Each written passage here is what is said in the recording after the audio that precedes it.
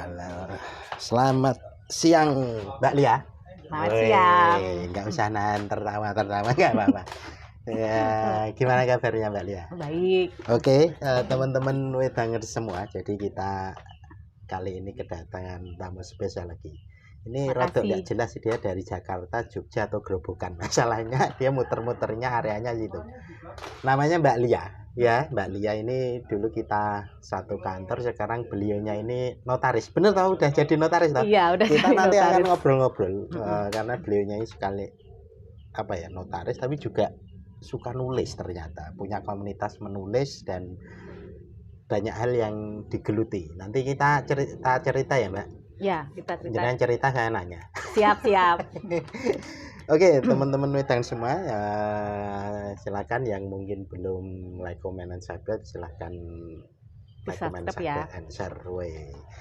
Oke, sekarang pukul berapa ini?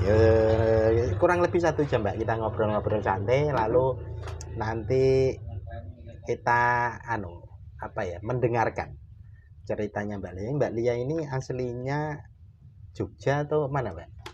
Aslinya Jogja, tapi waktu kecil umur 3 tahun 1-3 itu di Grobogan. Lah terus bapak pindah itu ke Jogja sekitar 3 tahun baru pindah Jogja. Jadi sebenarnya ya Grobogan Jogja. Oh memang itu. Yang asli Jogja bapak. Grobogan siapa? Ibu.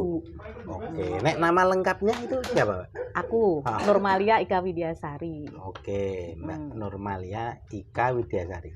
Panggil Lia aja. Panggilnya. Saya ketemu dulu itu akhir 2006 di Mitra ya. Betul. 2007, 2008 masih bareng satu kantor itu kayaknya nggak lama ya, 2 tahun. Setelah itu sampean ke Jakarta ya? Aku ke itu Jakarta. Tahun berapa ke Jakarta? Habis gempa itu 2000 piro. Habis gempa itu saya masuk Mitra itu, jadi kan udah di situ. Habis itu aku magang di KPI karena gempa itu kan jadi relawan gempa. Di Mitra. Di Mitra sama di KPI kan. Oh gitu. Habis itu aku memutuskan resign karena diterima di KPI. Oke. Dirimu mulai masuk. Enggak, aku udah di 2 tahun sana ya? itu kita udah jadi jenengan itu saya masuk jenengan masih di sana. Ya? Oh iya, masih kalau aku lali. Oke. Hampir 2 tahun ya? Hampir 2 tahun. Kemudian seksi dulu apa ya? Direkturnya masih Mbak Rofi. Okay. Iya kan?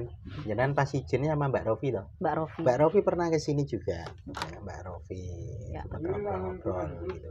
Nah, ini kita akan ngobrol-ngobrol soal Mbak Lia ini kan di gerakan perempuan ya, organisasinya itu di Mitra Wacana, di KPI, saya nggak tahu di mana lagi gitu. Lalu yang ini saya cerita sekilas saja, yang saya tahu karena dulu saya ketemu di awal-awal di Mitra Wacana. Dulu di Rifka Anissa. Sempat di Rifka Anissa. Hampir 2 tahun. Sempat ketemu itu kan di Mitra ya, kurang lebih hampir 2 tahun juga. Lalu setelah itu beliau pindah ya, kita cuma paling sesekali ketemu pas acara Mitra atau di mana gitu aja. Nah, beliaunya itu aktif tuh di FB apa itu cerita soal kegiatannya. Nah, itu tadi yang diceritakan, nulis buku, sekolah. Beliau ini S2-nya di mana kemarin? Unisula Semarang, Universitas Islam Sultan Agung. Oke. Waktu itu kan karena aku udah punya anak ya, keputusannya kan kalau usia 40 paling pekerjaan yang paling dituntut untuk tidak usah mencari pekerjaan ya notaris. Makanya aku sebenarnya keputusan bener ke situ. Iya, keputusan yang paling simpel gitu loh. Karena untuk usia 40 kalau kita lihat logika kan jelas nggak mungkin kan mau cari pekerjaan di mana sih. Akhirnya mending yang simpel aja. Karena aku dulu S1-nya hukum, sebenarnya pengennya ke pengacara. Dulu udah sempat ikut apa itu yang pelatihan hukum, tapi karena nggak lolos, pernah sekali nggak lolos. Peradi atau apa? Di Peradi nggak lolos, waktu itu ujiannya di UII. Aku pikir kayaknya aku harus pindah haluan deh, aku bilang gitu kan. Akhirnya yang paling gampang perempuan itu memutuskan apa pekerjaan yang kayaknya 40 tahun aku bisa, ya paling enak notaris.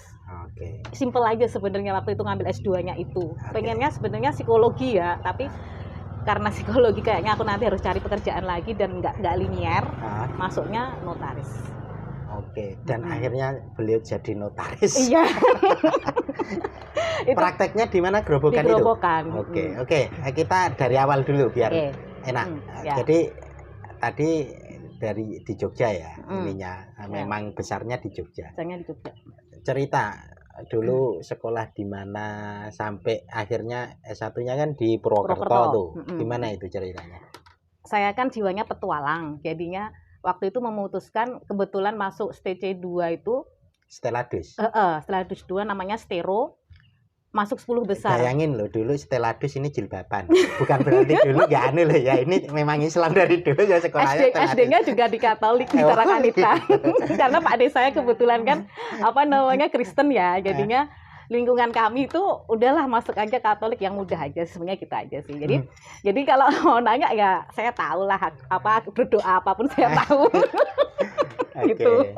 Jadi habis itu aku memutuskan, kan disuruh milih waktu lulus SMA. Jadi sebelum teman-teman itu ada pendaftaran UMPTN, aku udah diterima.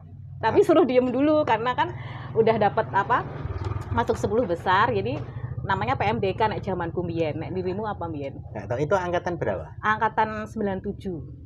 Oh di S1 SMA. Oh enggak maksudnya SMA-nya itu masuknya 97.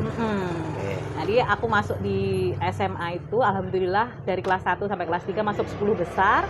Jadi waktu pas lulusan itu tinggal milih kuliah mau di UGM, UNS apa Malang itu apa namanya Unibrau, apa Surabaya, Uni apa aku lupa. Pokoknya yang negeri semua. Erlangga. Nah, disuruh 4 pilih itu sama Undip. Nah, yang paling aku nggak tersebutkan Unsut. Agak serong ya. Yang paling aku nggak tersebutkan Unsut ya. Ini kampus kok aku nggak pernah tahu gitu kan. Kalau semuanya kan aku udah pernah lewat dan pernah lewatin ya. Aku akhirnya memutuskan di Unsut karena unik dan kayaknya nggak ada deh yang mau milih Unsut begitu. Jadi jiwa petualangku udah berpikir ke situ dan aku kan orangnya bosenan ya. Aku akhirnya milih Unsut. Masuk kuliah itu 97. Oh, itu masuk kuliah 97. Oh, oke. 97 lulus 2000 berapa ya? 5 tahun kemudian pokoknya kayak gitu. Jadi simpel juga sebenarnya. Jadi nggak pernah ikut ujian UMPTN, teman-teman pada bingung mau apa? Mau masuk ujian dan lain-lain, aku udah diterima. Itu yang tanpa tes itu di tanpa tes PMDK. Apa sih yang panjangnya? Apa ya? Pokoknya intinya masuk dengan jalur ya tanpa tes. Aku lupa namanya tapi ya memang ada. Kayaknya kita kan sepantaran tuh angkatan. Enggak ya, saya lebih muda. Enggak maksudnya angkatan berapa? Aku 2001. Oh iya, jauh. Anggap aja jauh ben aku ya 6 ngono ya. Oke. Begitu ceritanya. Jadi setelah itu aku memutuskan magang di Rifka Anissa. Kan pindah Jogja nih setelah lulus. Tahun berapa itu? Lulus 2000, 5 tahun setelah 97 berapa? 2002. Ya 2001-an lah. Nah, 2003. Aku lulus 2003 kayaknya. Karena aku kan aktivis dulu. Aktivis KSR PMI di Palang Merah Indonesia. Waktu kuliah. Waktu kuliah, jadi jarang ke kampus. Nah, terus habis itu aku mutusin pindah lagi ke Jogja kan. Dengan gaji 200.000 kalau nggak salah itu. Nggak dibayar malahan. Jadi kita dapat uang 200.000 itu kalau ada event di Rifka Anissa. Waktu itu. Karena memang aku pengennya cari pengalaman ya. Karena volunteer kok ya. Karena aku juga pengen cari, daripada aku nganggur ya kan lulus kuliah. Aku daftar di sana jadi volunteer tuh cuman berdua. Jadi setiap ada event sekitar 500 orang, ya cuman kita berdua begini. Harus kita nyelesain semua dari nge-MC-nya. Itu 2003 dari nge-MC-nya, nyebari undangan ke wartawan, nyari peserta, sampai nanti urusan transportasi peserta kita yang ngurus berdua. Begitu tugas kami. Siapa itu dulu? Saya lupa ya, anak UGM juga. Anak UGM juga. Tapi mesti cowok cewek. Jadi mesti kalau di volunteer Rifka itu pasti milihnya nanti cowok cewek gitu. Kalau cowok cewek gitu. Nah, disitulah aku lagi mengenal perempuan dan anak. Isu-isu itu awal-awalnya di Rifka itu. Rifka Anissa. Kalau di waktu kuliah enggak ya? Enggak terlalu belum. Waktu kuliah itu kebetulan kebetulan aku sudah memilih isu perempuan dan anak. Aku kan bukunya skripsi kan perlindungan hukum terhadap perempuan dan anak. Oh gitu. Oh memang skripsinya itu. Nah, aku jadi ingat. Jadi waktu SMA itu aku pernah diajakin temenku kan, dia kan SMA-nya kan di Jogja kan, PKBI. Dulu kan ngadain tentang kesehatan reproduksi. Waktu itu terus nggak tahu tuh teman Rifka datang atau gimana. Terus ngobrol-ngobrol tentang perlindungan anak, aku dikasih apa? Kayak brosur gitu loh. Dari Rifka Anissa, terus kayaknya ini menarik deh. Nah, dari situ aku mulai ambil skripsi tentang perlindungan hukum terhadap perempuan dan anak. Risetnya di Rifka? Risetnya di Risa sama di Lapas. Oh, berarti kenal Rifka itu malah sebelum dari volunteer, tapi pas riset skripsi. Pas SMA malahan. Oh, itu pas SMA. Karena dari waktu itu PKBI itu masuk SMA, udah diinget kan? PKBI masuk di SMA Kustero, ngomong reproduksi. Oh. Itu awalnya aku mulai mengenal per LSM-an. Oh, dulu kenal awal PKBI mana? PKBI. Lalu pas riset skripsi 1 dengan Rifka. Karena waktu pas itu kemungkinan teman-teman yang volunteer itu kan juga mungkin ada yang dari riset Rifka kan, mungkin dia kan juga ya biasa kalau kita kan. Nah, di situ mulai kita kenal Rifka Anissa. Sampai berapa tahun itu di Rifka? Cuman sekitar 2-3 tahun. Berarti sampai tahun berapa itu? 2003, berarti sekitar 2006. 2006. Sebelum gempa apa pasca gempa? Selesainya di sebelum. Oh, sebelum. Sebelum. Setelah gempa itu akhirnya ikut di Mitra atau gimana? Enggak gitu. Habis itu Mitra Wacana kan ada lowongan. Kan di Rifka selesai. Selesai itu memang selesai ininya. Enggak, itu karena waktu itu ada lowongan di Mitra Wacana. Kan aku kan enggak digaji ya waktu itu. Kita kan logika ya, udah main logika ini. Udah mutusin udah lama kok ya. Udah 3 tahun 2 tahun di sini kalau enggak digaji. Aku gimana gitu kan. Habis itu tapi yang namanya volunteer kan memang enggak berharap ya. Tapi pasti nanti Allah itu pasti memberi sesuatu yang kita enggak pernah tahu. Nah, disitulah aku ada lowongan waktu di Mitra Wacana. Waktu itu Mbak Rofi mau nggak ini ada lowongan di Mitra Wacana. Oh, Mbak Rofi udah di Mitra. Karena Mbak Rofi sering ikut rapat di Rifka. Jadi kita sering ngobrol kan. Aku kan sering disuruh, pokoknya kita di situ jadi volunteer, gimana sih caranya kita ada di situ kan. Habis itu aku ngomong sama Mbak Rofi, apa syaratnya Mbak? Aku bilang itu, oh yaudah yang penting ngirim apa lowongan gitu-gitu, nanti ada saingannya 10 orang gitu. Ya udah, jadi di situ aku disuruh bikin, lupa aku pernah kan waktu itu apa suruh bikin tulisan perempuan, ya enggak? Lupa aku. Iya. Kan aku enggak barengan dulu sampean dulu. Oh ya. Nah, waktu itu aku disuruh bikin tentang tulisan perempuan dan anak. Alhamdulillah yang lolos aku di antara 10 itu. Ada memang diambil 1. Kayaknya diambil 1. Apa bareng sama si istrinya Noto, siapa jenenge, Iva? Enggak, Mbak Iva itu bareng aku. Oh ya. Berarti cuman aku tok waktu itu. Aku lali itu. Lalu? Ya wes, habis itu ya alhamdulillah itu dari 2006. Iya, kayaknya sekitar itu. Oh, berarti aku dengan sampean itu selisihnya enggak lama itu. Makanya itu. Enggak, tapi memang duluan sampean. Cuma memang aku duluan. Cuma enggak lama, paling selisih cuma berapa bulan itu, 2-3 bulan. Dirimu tuh dulu yang ngetes Bu siapa itu? Buning. Nah, Buning, ada Mbak Lindang, ada Mbak Ovi. Mbak Rofi juga ada. Mbak Rofi juga ono, iya, karena beliau kan ketuanya kan, direkturnya toh. Direkturnya enggak, masih Buning. Buning. Oh iya, inget aku. Direkturnya Buning. Nah, di situ aku udah mulai seneng. Tapi itu pas aku volunteer loh. Naik sampean kan udah staff kan. Udah iya, staff. beda itu. Oh, dirimu tuh pertamanya malah volunteer dulu ya? Iya, hampir sama kayak aku di Rifka. Gempa. Oh, begitu. Baru sadar aku. Oh, ya. Gitu.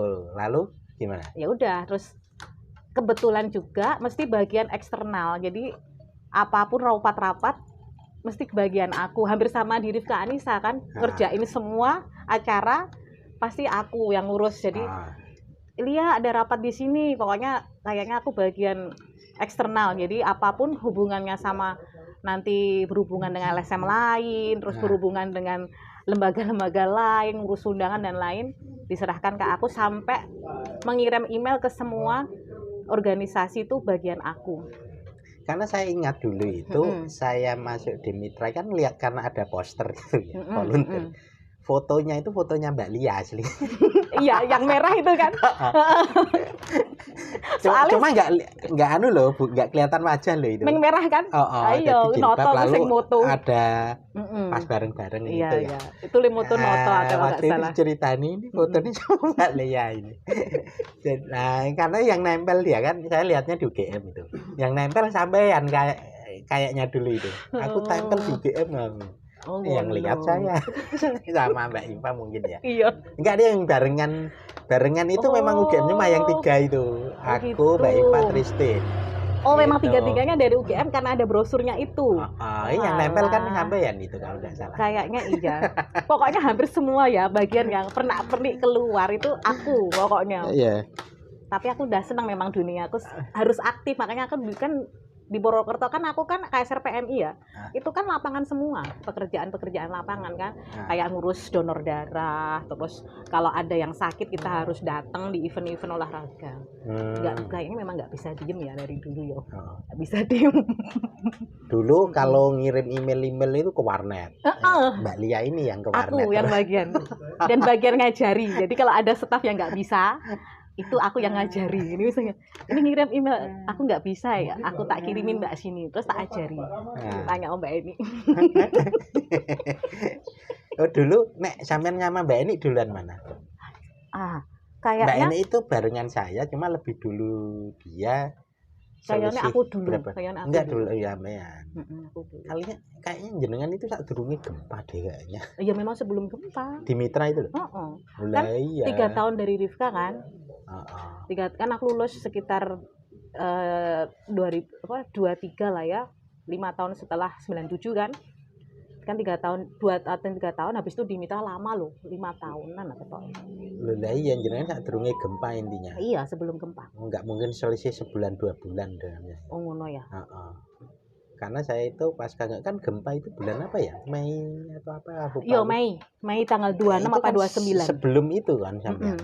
Sebelum lama. Lah iya, jadi enggak mungkin pasca gempa no. Enggak, pasca gempa aku maksudnya aku mau pindah ke Jakarta.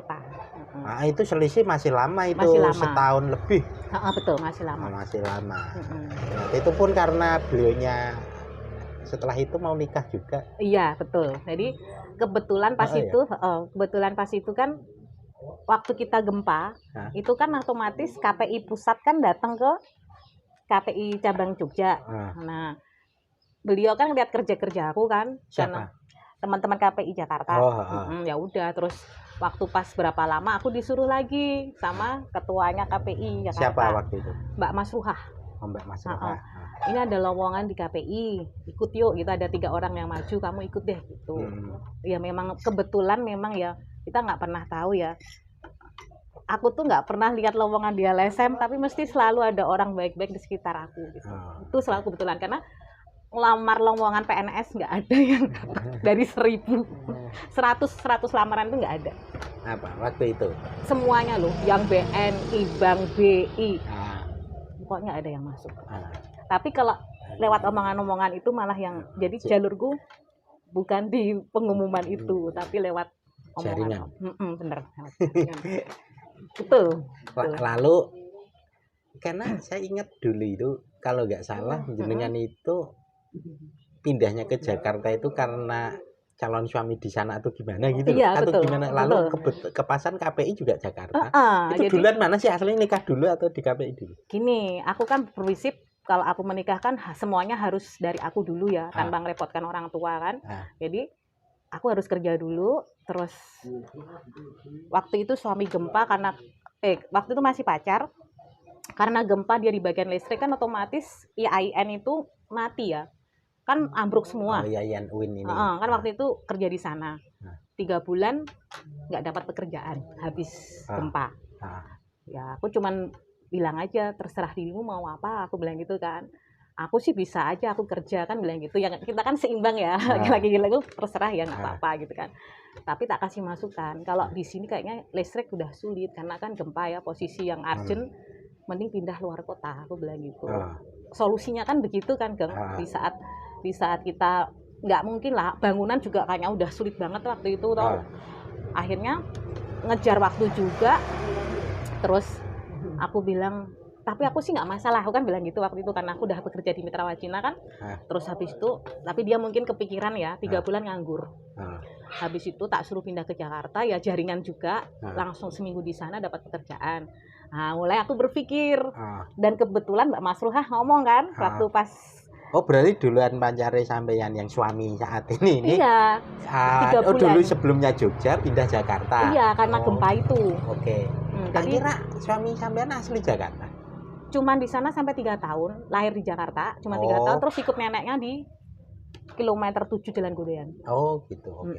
Jadi besar di sini sih. Besar di sini, kuliahnya juga di sini. Oke. Nah habis itu kan. Jadi memang benar, jadi kebetulan semua, dan kadang ada hikmah di balik sesuatu ya. Waktu itu gempa ya, Allah itu kadang memberikan sesuatu di balik sesuatu yang kayaknya nggak baik, tapi ada sesuatu di situ yang selalu memberi kebaikan. Tak inget-inget itu. Jadi pas gempa aku udah bingung kan, pacar nggak kerja, dan aku harus tetap settle kan. Akhirnya dia pindah ke Jakarta. Alhamdulillahnya Mbak Masruhah ngomong, mau nggak ada lowongan di Jakarta. Kayaknya masih kerja di Mitra ya waktu itu ya, 1 tahunan ya. Karena sampean kan setelah itu ngomong ke Mbak Rofi. Iya, nah aku masih kerja di Livka, terus aku memutuskan Mitra. Di Mitra aku memutuskan sama pacarku, ya udahlah aku kayaknya tertarik di KPI juga, karena kebetulan kan isunya sama kan, tentang perempuan. Habis itu selang setahun aku move ke Jakarta. Juga ujian juga sih, sama ada wawancara, tes ini. Itu 2008an mungkin. Atau 2009. Pokoknya kisaran itu deh. Aku pindah ke Jakarta. 5 tahun di sana. Lama ya berarti. Lama aku di LSM. Karena saya ketemu beliau itu nggak lama, dalam arti nggak lama itu ya setahun, hampir 2 tahun itu. Tapi dulu sering olok-olokan juga. Iya, sering olok-olokan sama Iva sama Sinoto. Biasa kita buat hiburan. Kalau nggak ada dia nggak lucu soalnya. Lalu ini di Jakarta kan lama ya, berarti? Lama, 5 tahunan. Di KPI sampai tahun berapa? Sampai anakku itu 2009. Iya. Di KPI? Masa cuma 2009? Iya. Makanya enggak lama berarti di KPI? Sebentar, 4 tahun sampai 5 tahun kok. Ya enggak, lebih berarti. 2008 sampai 2012-an atau 2013. Sebentar. Anakku tuh lahir, aku menikah kan 2008. Aku belum resign tuh. Nah, anakku 2 tahun. Belum resign di KPI? Di Mitra atau di KPI? Di KPI. Itu aku udah di KPI loh. Berarti 2008 itu aku menikah. Oh, 2008 udah. Oh iya benar. Udah di KPI. Nah, setelah 2 tahun 2008 tambah 2 tahun berapa? 2010. Nah, itu aku resign. Oh gitu. Karena waktu itu aku resign mau ditempatkan di Aceh. Tapi waktu Aceh itu kan tsunami, saya takut. Lalu masih punya anak kecil? Karena punya anak kecil, aku takut, dan aku ngalamin baby blues waktu sama si gendis. Jadi aku memutuskan, kayaknya aku nggak sanggup deh kalau dalam posisi di bencana, aku punya anak kecil, aku nggak sanggup. Aku mutusin resign waktu itu. Lalu setelah itu gimana? Tak kira di KPI agak lama nih? Sekitar 3-4 tahun. Iya, enggak habis resign itu? Nah, habis resign itu karena itu masa-masa apa ya, roller coaster ya, mungkin itu ya, masa-masa aku, ya Allah, aku di KPI, aku di Mitra Wacana, ngomong tentang perlindungan anak, ngomong tentang ini, rasanya tuh kayak bercecaran gitu kan. Aku kan akhirnya mutusin gini, kayaknya aku resign 2 tahun aja gitu ya, tapi keterusan Geng. Gitu. Keterusan, jadi nah di antara keterusan itu kan akhirnya kita berpikir kan, pakai otak kanan atau kiri, apa nih yang membuat kita nggak nganggur kan. Akhirnya bikin ini Dunia Sarasvati itu secara online. Tahun berapa ya, aku kan udah bikin buku 50 buku yang bareng-bareng. Oh gitu. Iya. Udah sebelum itu mulai nulis buku berarti tahun berapa itu? Aku lupa. Setelah resign itu? Setelah resign aku udah mulai ikut, karena tapi cuman sebagai pengikut ya, karena misalnya yang ikut kan 30 orang nih, aku nulis puisi. Jadi mulai resign itu aku mulai mengisi waktu dengan menulis. Pernah tak kasih buku 1 toh, puisi dulu. Nah itu salah satu contohnya. Jadi dari resign itu aku mutusin kayaknya nganggur itu nggak enak banget gitu kan. Akhirnya aku nulis untuk ngisi waktu. Selain nulis aku juga jualan Tupperware. Pokoknya lepas. Lebih ke kerjaan yang secara waktu lebih bisa di manage lah. Betul. Jadi dari Tupperware, jualan batik, sama bikin tas. Mereknya Saraswati. Bikin tas. Saraswati itu merek tas. Merek. Punya sampean. Punya Masih? aku. Masih, tapi karena perputaran modalnya itu kan yang namanya berjualan tas itu kan perlu tips ya. Kalau bagus-bagus sekalian, tapi kalau biasa ya sekelas Malioboro ya pasti laku. Tapi yang namanya mungkin aku nggak cocok di situ kali ya. Jadinya akhirnya aku menulis aja lah. Jadi tas tak tinggalin. Oke. Itu sempat sekitar 1 tahun apa 2 tahun itu aku ikut pameran di Jakarta. Ya lumayan sih sebenarnya, tapi kok enggak deh. Untuk tas itu? Kayaknya enggak deh. Itu buat sendiri atau gimana? Buat sendiri tapi maklon. Jadi dengan teman-teman pengrajin di Bantul. Oke. Kasongan sana, dekat-dekat Kasongan sana yang khusus pembuatan tas. Tapi sistemnya maklon ya. Jadi kita punya merek, punya apapun, kita memilih mana pengrajin yang bagus. Terus nanti kita bisa berapa bulan itu. Paling cepat itu 1 minggu udah jadi. Sampaian minta desain kayak gini. Saya yang bikin. Dibuatin. Iya. Lalu pesan 100. Uangnya berapa? Oh sekian nih tak bayar. Iya, tak bayar nanti kalau DP biasanya. Nanti kalau udah selesai baru tak bayar full.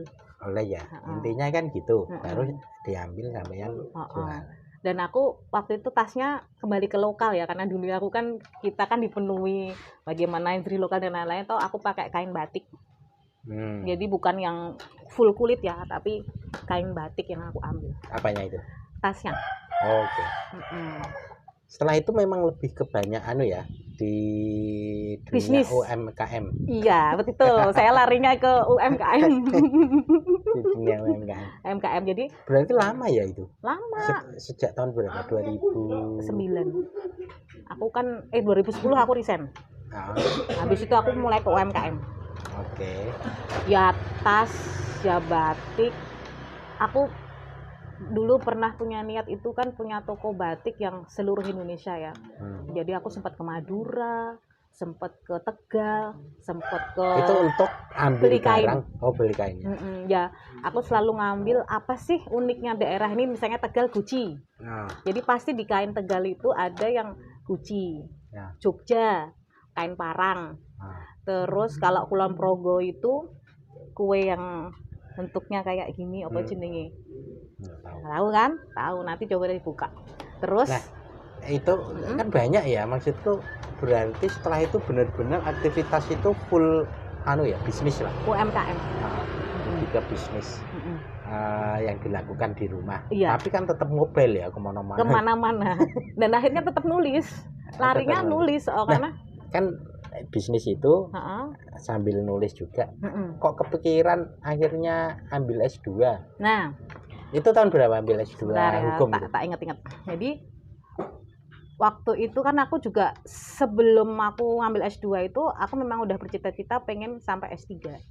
Kepengennya kan nanti kuliah di luar negeri kan, niatnya begitu ya, kita kan boleh bermimpi kan. Tapi setelah punya anak agak berbeda. Jadi pilihan-pilihan akhirnya aku mulai alternatif ya, bagaimana aku milih S2 tapi tetap bisa stay. Akhirnya ngambilnya yang S2 di Unisula. Karena kan itu cuma 1 minggu. Itu Semarang. Yang sering kena rob itu. Hujan nggak ada hujan. Kena rob. Saya itu lewat ya beberapa kali. Ke Demak, ke Kudus atau apa, lewat Semarang lah itu ada kampus namanya apa Unisula. itu? Unisula. Itu kok dikurung air gitu loh. Jadi kalau aku ke kampus itu ininya harus siap bawa sepatu sama sandal. Karena nanti kalau ngelewatin drop itu nggak bisa, sepatunya itu harus tak lepas pakai sandal. Itu Sabtu Minggu tuh selalu begitu. Mobil aja kan dilewati seban itu air dropnya. Bisa kebayang kan? Jadi aku pasti kalau turun dari kereta kan naik bis yang gede biar bisa ngelewatin apa? Bisa ngelewatin apa kuy? Aerop. Oke. Gitu. Makanya waktu pas aku kuliah itu memang yang paling nyaman pilihan perempuan waktu itu ya sekolah di situ karena cuma Sabtu Minggu kan. Otomatis itu kan, karena Sabtu Minggu ya. Sabtu Minggu. Nah, sampean di Jakarta apa di mana? Di Grobogan. Aku LDRan sama suami. Putusan kita kan untuk apa sambil S2 itu? Iya, jadi berarti ngelaju dari Grobogan. Iya, cuma 1 jam. Oh gitu. Kayak sini sama Klaten. Oh gitu ya. Nah jadi aku sama suami kan selalu ada kesepakatan nih, gimana kalau misalnya aku tetap sekolah, karena kalau di Jakarta aku titipkan siapa kan waktu itu juga bingung kan. Akhirnya karena kesepakatan udah deh LDR-an aja kita. Jadi memutuskan LDR sebenarnya ya sulit juga tapi nggak masalah. Jadi memutuskan LDR, kemudian aku mutusin anak-anak nanti pengasuhannya sama nenek juga, sebenarnya nggak enak juga, tapi kan cuma Sabtu Minggu ya, nggak apa-apa lah, malah ibu yang selalu support. Udahlah kamu sekolah aja terus gitu kan. Nah, putusan yang paling mudah ya memang notaris, karena pengacara kayaknya aku udah. Itu S2 kenotariatan. Itu kan udah cita-cita sejak aku SMA ya, pengen lulus sampai S3 kan. Jadinya aku tak kejar terus sama suamiku. Aku nggak kepengen mobil, aku bilang gitu, tapi aku pengen sekolah, aku bilang gitu. Jadi piye carane lah kayak gitu. Akhirnya ya udah, putusan yang paling mudah ambil Sabtu Minggu. Yang paling gampang karena punya anak-anak juga ya. Perempuan itu kadang pilihannya sulitnya di situ gitu loh, di saat kita. Itu berapa lama waktu itu? Kuliahnya 2 tahun, hampir sama kayak profesi. Masuk 2000 berapa? Sekarang dikurangi 5 tahun. Berapa? Sekarang 2000 berapa? 3. Ya 2018 atau 19. Nah, aku lulus 2017. Lulus apanya? Lulus S2. Oh 2017. Berarti ambilnya 2000 berapa? 15. Iya, sekitar segitu. Oke. Jadi selama itu aku aktif di UMKM sambil ambil kuliah yang menurutku aku nggak usah nyari pekerjaan nih gitu. Gitu. Itu aja sih, sesimpel itu aja sih, karena kalau ambil MM atau apapun aku kan otomatis tetap nyari pekerjaan ya. Kalau notaris kan aku membuka lapangan pekerjaan juga gitu-gitu. Dan hukumku masih bisa dipakai kayak gitu sih sebenarnya. Padahal sukanya tetap nulis. Jangan-jangan aku dulu tetap seni ya, harusnya masuknya di isi. Ya enggak, kalau nulis itu macam-macam. Oh ya. Enggak, sampai akhirnya sekarang prakteknya itu digerobokan dulu untuk praktek notarisnya. Iya. Nah, itu gimana itu? Nah, jadi gini. Waktu itu kan aku kan udah digerobokan setelah 5 tahun kan. Setelah 5 tahun terus nah, ini kembali lagi ya. Allah itu selalu memberi hikmah di saat bencana. Ingat-ingat kan kata-kataku. Waktu pas aku bencana gempa, aku dipindahin ke Jakarta. Waktu gempa tsunami di Aceh, aku resign. Kan ini loh tragedi-tragedi yang kita nggak pernah tahu kan. Nah, waktu gerobokan sama. Longsor waktu itu, aku udah jadi notaris di gerobokan juga ya sampai sekarang ya. Tapi kan kita nggak pernah tahu ya. Akhirnya rumah yang di sana nggak bisa dipakai. Oh gitu. Longsor. Oh, deket tebing. Oh lah, akhirnya pindah atau gimana? Akhirnya pindah. Jadi aku udah 1 tahun praktek di notaris di gerobokan. Akhirnya ya tetap nyari rumah lagi kan, karena rumah nggak bisa. Oh itu rumah yang longsor ini pinggir jalan dekat sungai. Dekat tebing. Longsor. Iya, longsor. Oh gitu. Jadi hidupku tuh bener, Allah tuh selalu memberikan kebaikan di saat kita nggak pernah tahu ya, bencana apapun itu, tapi di situ mesti ada kebaikan. Begitu. Akhirnya cari rumah lagi sekaligus untuk kantor. Oke. Udah praktek berapa lama? Kalau PPAT itu khusus untuk masalah tanah. Sedangkan notaris itu di luar tanah. Misalnya kayak perjanjian perkawinan itu notaris, tapi kalau tanah PPAT ya. Jadi pertamanya PPAT itu udah 3 tahun. Itu udah. Itu belum jadi notaris ya. Karena sekarang prosesnya kan agak sulit. Jadi setelah 3 tahun jadi PPAT, aku baru 1 tahun dilantik baru tahun kemarin. Jadi apa? Dari notaris. Jadi notaris. Dari setahun kemarin. Oh. 2000 berapa berarti? 2022. Tahun kemarin. Kemarin baru ini baru 1 tahun setengah kan, berarti ini kan Juli kan. Jadi benar-benar baru. Terus terang belum ada akta untuk notaris. Dan itu memang istilahnya digerobokan ya? Digerobokan. Ininya Jatahnya digerobokan full. Karena memang notaris hampir sama kayak kedokteran ya.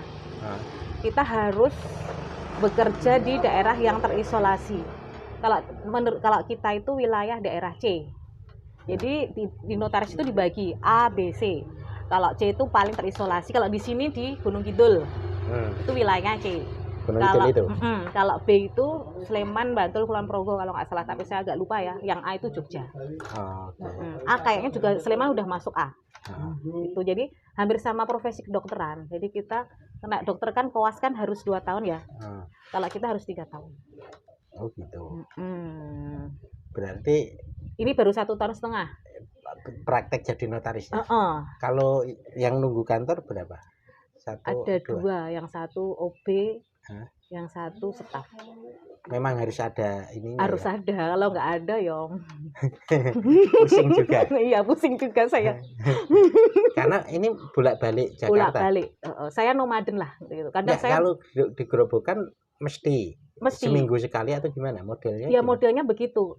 2 minggu sekali sebenarnya di oh gitu. Harusnya nggak boleh ditinggal sih, harus full di sana. Cuman kan kadang cuma sementara belum. Iya gitulah. Nggak serame, belum serame apa ini namanya lain. Masih baru ya doain ya. Tapi itu bisa pindah, bisa nanti kalau udah 3 tahun dan aktanya harus 50 apa akta. Oh yang diurus. Jadi misalnya bikin perjanjian kawin itu 1, nanti ada CV, ada PT harus 50 akta baru kita bisa pindah dan jangka waktunya 3 tahun. Oh pengajuannya. Oh gitu. Bisa pindah Jakarta bisa. Bisa. Sama cari poin setiap seminar itu kita harus 50 poin. Satu seminar itu sekitar bayarnya sekitar 1 jutaan. Oh gitu. Jadi syaratnya 3 harus 50. Seminar bayar. 50 poin. Terus apa tadi? 3 tahun harus 50 akta. Jadi prosesku masih lama, tapi ya doain ya. Nanti kalau di situ udah kan kurang dari 1,5 tahun nih. Semoga aku nanti aktaku ini mulai rame.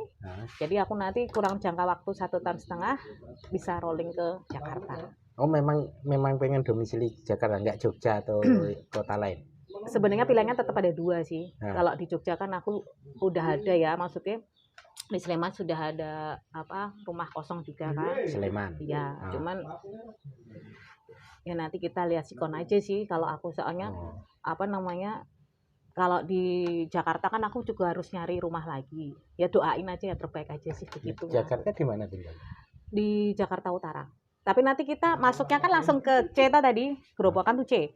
Aku kalau B itu daerah Cikarang, Bogor gitu-gitu. Oh, di pinggiran dulu. Pindahnya. B dulu. Oh gitu, nggak langsung. Nggak langsung. Nah, kalau aku sih pengennya malah nanti bisanya kalau pinggiran dulu, nanti ke Jogjanya tuh nanti gitu loh. Paham ya? Jadi gitu. Nanti ke Jogjanya tuh aku pas pindah ke A. Ya gitu. Kan? Kan kalau B kan di pinggiran Jakarta nih. Nah, nanti pindah ke A-nya itu nanti kalau pas sudah setelah udah ngelewatin lagi. Kan nanti kan ini ngelewatin lagi nih. Dari pindah B ke A. Ada poin lagi, pokoknya gitu. Prosesnya panjang. Lama ya? Lama. Profesi itu pokoknya bersiap berproses. Intinya begitu sih. Tapi dinikmati. Iya, saya nikmati. Sambil jadi notaris, beliau aktif menulis. Iya, karena menulis itu bagi saya adalah proses kita apa ya namanya? Apa itu namanya? Rolling. Jadi apa yang kita terlalu penuh di kepala bisa kita tuangkan di situ. Stressing apa namanya? Apa itu? Apa nggak tahu. Pemetaan stressing tuh kita healing ya ngono kuwi. Ya anggap aja ini. Jadi nulis sih kayak healing. Ya, kan ada berapa buku sih sampai 50 buku yang bareng-bareng. Kayak gini nih bareng-bareng. Ini bareng-bareng ini ada sekitar 50 penulis. Dan itu cerita semua atau gimana? Puisi. Kebanyakan puisi, cerpen, cerita anak. Sama cerita tentang parenting. Sama cerita tentang hewan. Sama tentang Islam juga ada. Enggak, saya heran kok waktu itu tiba-tiba habis resign ya kan mulai tertarik akhirnya karena pas sebelum itu kan sebenarnya jarang malah ya nulis dalam arti udah nulis soal aku apa? SMA udah nulis masuk Gatut Kaca. Oh gitu. Enggak, tapi aku enggak pernah dengar waktu di Mitra. Iya, maksudnya itu malah enggak nulis malah aku karena kan aku bagian eksternal ya. Aku malah enggak dapat bagian nulis. Iya. Sebagai hobi juga enggak diterusin waktu itu. Sebagai apa? Hobi. Karena cuman hobinya nulis di agenda, di apa, buku harian. Aku punya buku harian jumlahnya 6. Nulisnya di buku harian. Jadi waktu SMA itu aku udah masuk Gatotkaca. Dapat 500 rupiah. Dulu satu bakso itu masih 1000-an. Dapat 5.000. Jadi temanku honornya temanku SMA tuh selalu tak kasih traktir kalau aku dapat tulisanku masuk. Udah itu aku udah senang nulis. Jadi Gatotkaca terus masuk. Cokolodang enggak, cuman Gatotkaca sama aku lupa itu. Radar Jogja sama Radar Jogja. Gatotkaca itu bahasa Jawa apa? Bahasa Jawa. Bahasa Jawa. Gatotkaca. Lali ya aku. Pokoknya pernah lah gitu masuk itu. Wes seneng nulis kan, Geng, berarti kan? Iya. Udah seneng. Enggak, dulu maksudnya pas ketemu itu jarang malahan. Iya kan? Enggak sama sekali. Makanya setelah di Jakarta habis DKP kayaknya sering selain aktivitas tadi ya bisnis, sekolah, tetap aja itu nulis apa. Iya. Gitu. Dan Pisces itu gini. Dengan rombongan. Iya, Pisces itu kalau kita udah kepengen sesuatu tak kejar. Apapun itu, misalnya aku kepengen nulis, tak kejar gimana caranya aku sampai mungkin habis banyak ya untuk kita punya mentor hampir 5 juta lah. Pokoknya kalau kita udah, ini bukan masalah duit ya, tapi cuman pengen nanya, kalau kita jadi penulis dan niat, otodidak sebenarnya juga bisa, tapi guru kita atau kita tuh butuh mentor gitu. Karena kalau ngetuh mentor kita tahu arahannya, loh ini mau ke sini gitu. Ada ilmunya. Tapi rombongan itu ketemunya di mana itu? Online. Orang yang hobi nulis atau gimana? Iya. Jadi waktu itu aku tertarik diajak teman saya sekolah perempuan. Ya udah, ikut aja deh, mentornya 3, bayarnya 3 juta juga waktu itu. Jadi yang satu mentornya di Amerika, Bu Yuli. Satunya yang dari Mas Tuti, yang satu aku lupa. Maaf ya Bu, lupa saya. Nah, disitulah aku mulai membangun energiku, perjalanan dari kuliah, dari ini suruh nulis gitu. Jadi aslinya beberapa aktivitas sih banyak yang berbayar ya diikuti. Iya, berbayar. Yang notaris tadi ya berbayar semua. Semuanya berbayar. Nggak ada yang murah ternyata ya. Betul dirimu ya, berbayar semua ya. Baru sadar aku. Berarti setelah itu gitu, uangku untuk ini banyak ya ternyata. Itu. Iya. Makanya sekarang saya lebih begini loh. Bukannya kita tapi itu bisa nutup dari bisnis. Maksudnya dari bisnis tadi jual tas. Saling menutupi sih kalau aku ya. Sebenarnya untung atau rugi kalau kita udah cinta itu kadang sulit ya. Jadi aku udah senang banget buku. Jadi tapi sekarang aku nggak mau. Sekarang kalau kita nulis ya harus dapat duit. Udah kan mentorku nih yang ngajarin juga.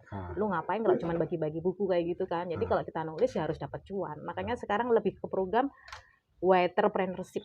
Bagaimana kita juga menulis, bagaimana bisa berjualan. Kayak begini kan aku juga udah jualan nih, bawa buku tiap hari. Sebenarnya tuh mirip Tupperware. Nyebutin produk nggak apa-apa. MLM semua hampir sama. Dulu kalau marketing mereka kan selalu ngomong bawa barang dimanapun berada. Tak terapkan di buku, dan dimanapun berada aku bawa. Begitu. Saya itu pesan bukunya beliau satu, cuma habis tapi pasti Gramedia ada lagi. Besok ada, nanti tak cari di penerbit Andi, kan kebetulan penerbitnya di Andi Publisher, nanti tak ambilin dari sana. Tapi yang ini nanti lagi di remake lagi 2 bulan lagi, jadi nanti loncengnya doain pas tanggal 23 Juli ya, kalau diundang lagi aku mau. Insya Allah ya. Nggak asal ke Jogja aja ada waktu ngobrol-ngobrol aman. Pengennya pas karena sebenarnya podcast ini juga teman-teman semua sih yang kepasan di Jogja. Makanya ada yang dari Sulawesi, dari Kalimantan, dari aku pernah lihat. Kebetulan pas di Jogja, lalu pas main ngobrol-ngobrol. Aslinya memang ngobrol biasa, tapi buat direkam sekali. Aku mau nanya nih. Pertama kok pengen bikin podcast kenapa? Enggak, karena saya sebenarnya biasa ya, waktu di Mitra saya beberapa kali podcast dengan volunteer. Oh iya. Di radio saking seringnya ya. Itu pas Mbak Imelda ya, mulai muncul itu ya. Podcast ya belum lama ini. Kayaknya Mbak Imelda waktu itu pas kalau di radio kan udah lama. Di radio. Enggak, maksudnya lama. Kebiasaan lalu jadi kepasan saya enggak di Mitra sebagai staff itu ya sama teman-teman sendiri aja, yuk ngobrol buat hobi-hobian. Memang beliau hobi ngomong. Hobi-hobian. Cuma ya menarik nih, kebetulan teman-teman ya yang bisa aja, kalau nggak bisa ya udah nggak apa-apa. Karena belum ada uangnya. Ya aku doain ya nanti kalau udah aku sebarin moga-moga ini langsung FYP. Amin loh, diaminin lah. Amin iyalah. Amin. Karena kebetulan kan sekarang kan podcast begini itu apalagi yang artis-artis itu kan larinya semuanya ke YouTube sama ke TikTok. Nyebutin boleh lagi nggak? Iya, ya kebetulan ini ya teman-teman memang pada kepasan bisa. Minggu depan itu teman volunteer dari Belanda. Pakai bahasa Inggris berarti? Bahasa Inggris. Beliau pintar bahasa Inggris. Sebisanya. Pada Belanda itu kan nggak ada bahasa Belanda sendiri ya, tapi pakai bahasa Inggris ya. Mungkin ya pakai bahasa Belanda jelas nggak bisa. Bahasa Inggris minimal kan yes no kan. Iya. Saya juga bisa sih kalau yes no. Gitu. Udah sekali loh yang sama volunteer dari Belanda. Iya, udah sekali kan dulu pernah kan waktu pas. Ini lagi, tapi beda orang. Oh iya. Di sini juga apa di Mitra Wacana? Di sini. Sebenarnya ada beberapa yang lain dari berbagai negara. Karena dulu kan Mitra banyak volunteer dari semua benua ada lah kira-kira Belanda, gitu. Belanda, terus Australia ya. Amerika, Belanda, Australia, nah, yang Cina juga ada. Aku nanya boleh nggak? Apa? Mau S3 lagi nggak? Iya nanti tinggal nasib membawa ke sana. Kita doakan ya sama-sama ya. Aku juga pengen lagi. Cuman kalau dapat beasiswa ya alhamdulillah. Gitu ya. Ya amin. Oke, kita nerusin sebelum nggak pengen nanya ini temanya apa? Oh iya, maksudnya ketulisan kan sudah masuk ke tulis menulis nih. Maksudnya saya lihat jam kira-kira kita masih punya waktu 10-15 menit. Oke. Nah, bukunya Mbak Lia ini kan banyak ya, tadi ada 50-an. Iya, ada yang barengan, ada yang sendiri. Iya. Nah, itu tema-temanya kalau tadi sempat ngobrol sebelum kita mulai itu kan banyak di isu-isu perempuan anak juga. Iya, lalu betul. Mungkin yang lain-lain ada beberapa ya, saya kurang ini tapi cerita sedikit sebelum yang buku sendiri sama yang bareng-bareng itu bedanya apa? Bedanya begini, kalau yang ini pakai nama pena saya. Jadi waktu itu mentor saya selalu bilang carilah nama pena yang mudah dikenal. Okay. 2 nama, misalnya kayak Sugeng Widodo gitu kan. Jadi akhirnya aku memilih Kinanti Rinjani. Kinanti diambil dari bahasa Jawa yang artinya seseorang yang selalu dinanti, sedangkan Rinjani saya suka dengan gunung, makanya saya ngambil nama Rinjani. Kenapa nggak Merapi ya, hanya nggak match aja, mosok Rinjani Merapi gitu kan, tapi nggak masalah ya kalau orang suka ya. Akhirnya pilihan nama pena saya Kinanti Rinjani, nanti di Google aja tuh muncul semua Kinanti Rinjani. Nah, dengan fotonya sampean toh? Iya. Bukan dari belakang ya. Iya, takutnya nanti dicari muncul memang itu bukan beliaunya kan, sama aja. Ada sih Kinanti WP juga ada, tapi kalau aku Kinanti Rinjani. Dan yang namanya saya juga masih pemula ya, pengennya karyanya ya kayak Di gitu-gitu. Saya suka Di karena buku-buku Di itu tuh selalu bukunya tentang hal-hal yang di luar nalar kita, bukan buku-buku yang teori gitu, enggak, tapi Di itu selalu menulis sesuatu yang dilestari. Iya, dia tuh selalu menulis sesuatu yang kayak mirip Harry Potter gitu loh, di luar nalar kita tapi jadi buku, dan itu mesti ada gitu loh, kayak keajaiban manusia memiliki 6 mata indera gitu di bukunya dia ada. Jadi kadang tuh di dunia itu kan bukan hitam dan putih, ada abu-abu. Coba cari bukunya di itu. Ya ada biru, merah, banyak. Ya begitu. Banyak jadi warna dunia. Nah, dari situ aku milih Kinanti Rinjani. Nah, di sini tuh ada sekitar 30 penulis. Salah satunya aku mengambil judul bagaimana memetakan potensi anak. Kalau Sugeng pinter ngomong, makanya kan dia ngambil di fakultas apa Geng? Fakultas apa? Saya lupa. Filsafat. Nah, jadi dia terlalu pemikir kan. Nah, potensinya dia tuh bagusnya jadi dosen.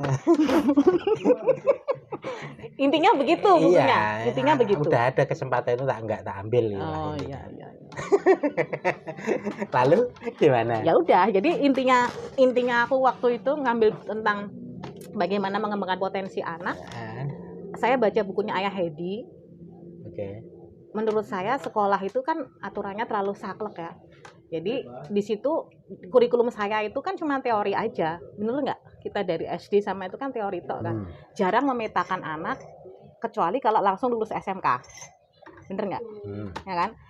Jadi Ayah Heidi itu kayak melawan arus sekolah. Jadi jadikan manusia itu bukan binatang, intinya gitu. Ada tuh buku yang manusiakanlah manusia, ada tuh judul yang begitu.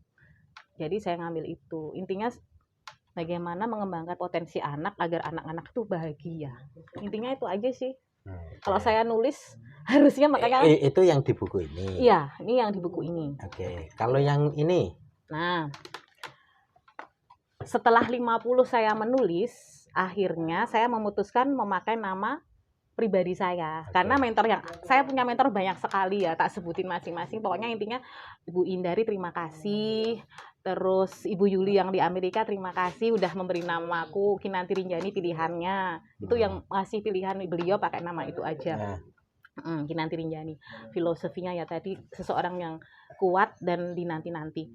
Terus sedangkan mentor saya yang satunya Kinanti BP, kebetulan agak mirip, selalu berkata begini, kalau kita tanda tangan nggak sesuai dengan nama pena kan jadi aneh gitu kan. Aku waktu itu masih ingat, coba ganti nama kita pribadi gitu kan.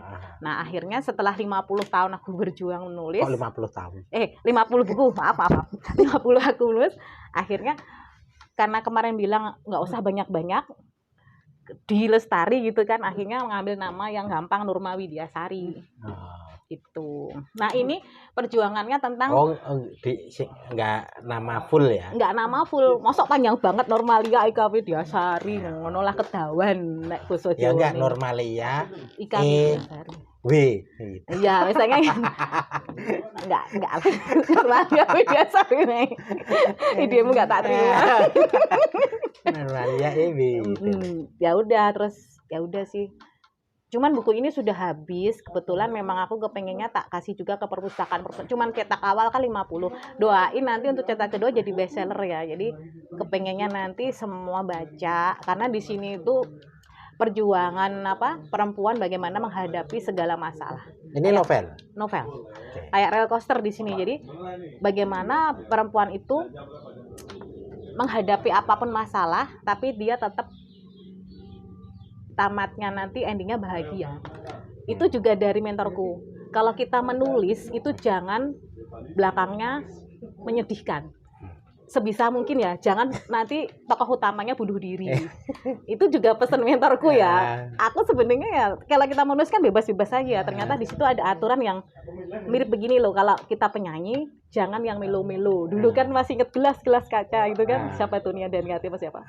Akhirnya nanti akan terjadi di kehidupannya pribadi. Nah, mentorku selalu bilang begitu. Jadi endingnya ini bahagia. Walaupun kita mengalami berbagai masalah, akhirnya bahagia. Baca aja deh. Ini novel pertama pakai nama? Ini novel pertama pakai nama saya. Terbit kapan? Maksudnya baru kemarin. Tahun ini apa tahun kemarin? Bulan kemarin, bulan apa ya? Oh, baru memang? Baru. Tapi ini prosesnya lama loh. Aku bikinnya 6 tahun yang lalu. Di Wattpad ada. Oh gitu. Dendam yang harus dibalas. Kalau di Wattpad judulnya Tak Seharusnya. Terus ceritanya sih hampir mirip sih, intinya sama. Nanti cari aja Wattpad namanya Normalia Ika di sana, nama panjangku. Kalau kepengin baca via online ya nggak bayar, tapi pengenku bayar, kalian nanti beli deh gitu. Di Wattpad nanti cari, punya Wattpad nggak? Enggak. TikTok gue nggak punya. Nah, enaknya kalau kita jadi penulis kita nggak boleh gaptek, karena gitu. Itu kan nanti ikut masuk pemasaran kan, di Wattpad, di TikTok, di YouTube. Makanya aku seneng pas kamu manggil di YouTube karena itu salah satu pemasaran. Gitu. Makasih ya Geng ya. Siap. Kalau buku yang banyak ini berarti maksudnya yang nulis banyak. Iya. Itu berapa buku? 50 buku. Kalau sama ini 51. Oh gitu. Ini 52. Banyak. Dan itu yang nulis teman-teman komunitas itu. Teman-teman komunitas, tapi beda-beda komunitas. Aku tuh mempunyai 10 komunitas.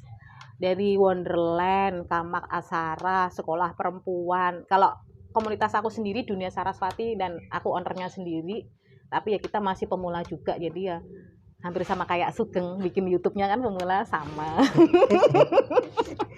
Ini sekitar 1 2 3 4 5 6 7 8 9 10 11 12 13 14 15 16 17 18 19 20. Ada 21 penulis dan ada di Gramedia. Ini ada di Gramedia. Oh, dijual di Gramedia. Jadi kalau teman-teman mau beli Silakan aja ke Gramedia. Maaf promo ya. Masih ada lah? Masih ada, tapi kebetulan di Jogja sudah habis. Oh gitu. Yang ada tadi aku baca di Matraman, Surabaya sama Ambon. Oh, berarti cetaknya gak banyak ini? Banyak, semua seluruh Indonesia. Oh yang ini? Kalau ini belum banyak cetaknya? Ini cuma 50 kan tes pasar kemarin. Oh gitu. Tak kasih ke tim promo kan, nanti kalau misalnya pas kita mulai tim promo tanggal 23 Juli, mereka kan harus nyebar ke semua media. Aku memakai 3 media, TikTok, Facebook sama Instagram. Untuk menyebarkan nanti tim promo ada 5 orang. Selama 2 bulan ngiklan. Itu volunteer loh tapi prosesnya. Ya nanti ada lah. Ini luar biasa loh beliau ini. Terima kasih. Notaris, bisnis UMKM, nulis, ini luar biasa. Karena jadi perempuan tidak mudah kan. Itu enggak? Gimana?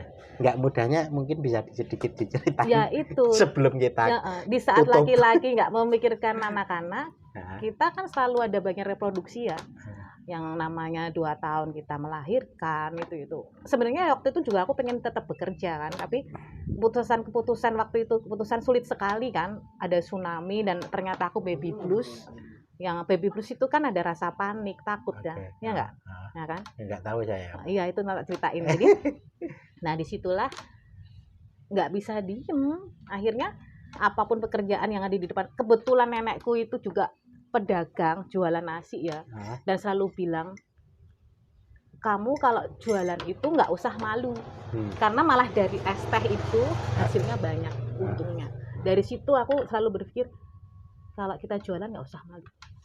Itu yang ngajarin mbahku yang jualan di Ngundi Gerobokan. Oke, dan itu soal mental ya? Iya betul. Nah, jadi terakhir soal jualan kan di Jogja beliau itu ada namanya Vindoti Kitchen. Nanti datang ya, baru dibuka juga 1 bulan. Oh belum lama itu? Belum. Itu rumah ya? Aslinya? Rumah tempat tinggal? Tempat tinggal. Lalu diubah jadi? Bisnis keluarga.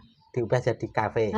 Mirip seperti ini. Kalau ini kan urip iku gur kaya mampir wedangan, hampir sama lah. Urip iku gur mampung mangan. Ada. Enggak sih, aku cuma perumpamaannya kan begitu. Kadang di sana kan ada mangan gitu. Jadi di sana itu kebetulan kan karena nenek dari dulu itu kan nenek itu nggak pernah sekolah.